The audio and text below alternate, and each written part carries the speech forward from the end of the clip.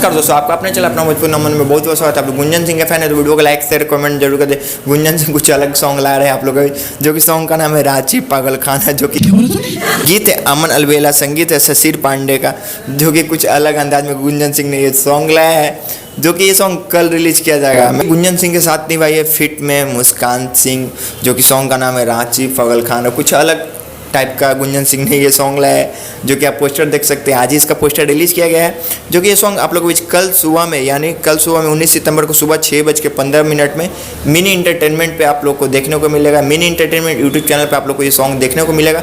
I hope आप लोग को वीडियो अच्छा लगे तो लाइक कर दे, चैनल को सब्सक्राइब कर ले ताकि ऐसे अपडेट लाता रहो।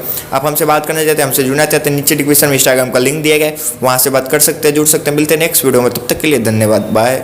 ठोक दीजिए महाकाल का, ठोक लीजिए 5,000 लौटे दिख जाना चाहिए। ये 4,000